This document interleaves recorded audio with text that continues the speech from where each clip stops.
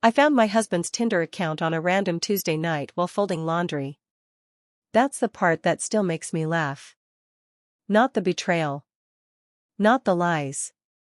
Not even the ridiculous profile picture where Caleb tried to pose like some millionaire bachelor leaning against his overpriced car.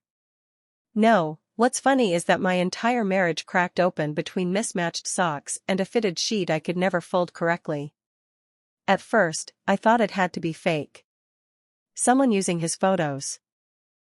Someone pretending to be him. But then I read the bio. Successful businessman. Married, but things are complicated. Complicated? I sat there staring at my phone while my stomach twisted itself into knots. We'd been married for 6 years.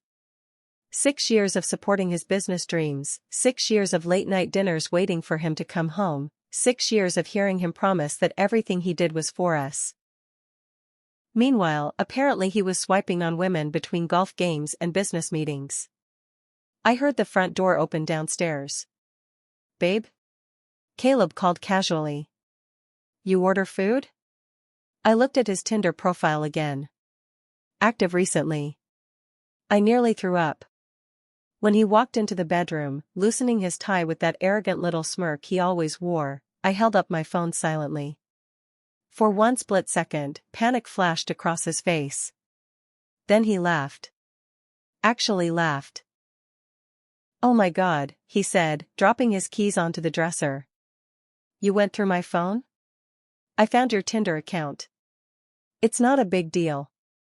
Not a big deal. I stared at him, waiting for remorse. An apology. Shame. Instead, he shrugged and sat on the edge of the bed like we were discussing grocery shopping. "It's just talking. You told women you were single. I said things were complicated. We're married, Caleb." "And," he replied coolly, "you're acting dramatic." That word hit harder than the Tinder account itself. Dramatic. Like I was some emotional woman overreacting instead of a wife who'd just discovered her husband advertising himself online like a clearance sale. "You cheated on me. I never met up with anyone. You downloaded Tinder while married." He rolled his eyes. "You're too comfortable here anyway." I blinked slowly. "What?" That smug grin spread across his face. "You won't leave," he said confidently. "Where are you gonna go?" There it was. Not guilt. Not regret. Just arrogance. Because Caleb didn't think I was heartbroken. He thought I was trapped. And honestly? For a long time I believed that too. I had built my entire life around him. His career. His schedule. His ambitions. Somewhere along the way, I stopped being my own person and became an accessory to his success story. And he knew it. That night, he slept peacefully beside me while I stared at the ceiling, replaying those 4 words in my head. You won't leave. By morning, something inside me had changed. Not loudly. Not dramatically. Just quietly. Like a lock clicking open. Over the next few weeks, I stopped arguing with him completely, which confused him more than anger ever could. I smiled. I cooked dinner. I acted normal. Meanwhile, I got my old job back in marketing. Then I reconnected with former clients. Then I started freelancing at night while Caleb sat downstairs flirting with strangers who thought he was some misunderstood husband. What he didn't know was that I had always been the smarter one. 6 months later, my freelance business exploded. 1 year later, I was making more money than he was.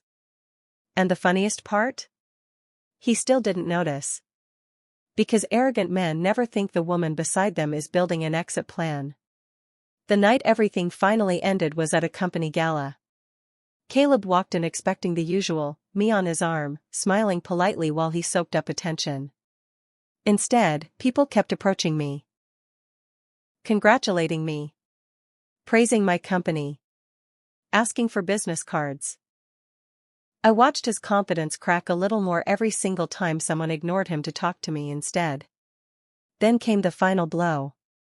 One of his investors walked over and said, "Your wife is incredible. We're actually hoping to partner with her firm next quarter." His wife. Not him. Me.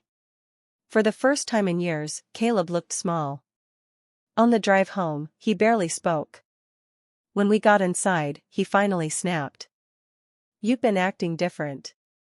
I laughed softly. "You just noticed?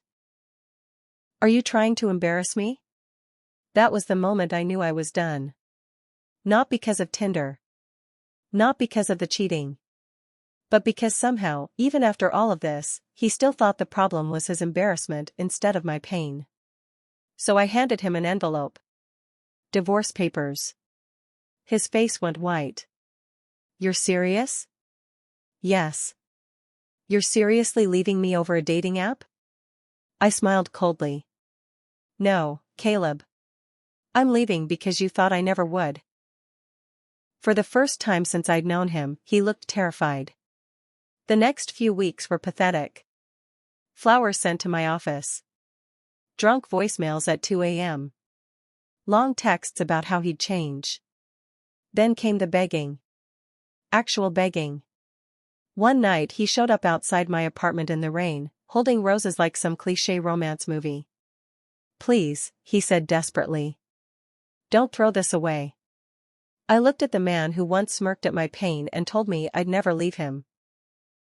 Now he was standing there shattered because I finally did. "You were right about one thing," I told him calmly. His eyes lit up hopefully. "You made me too comfortable." He stepped closer. "Then we can fix it." "No," I interrupted. "You made me comfortable accepting less than I deserved." And then I walked away. This time for good.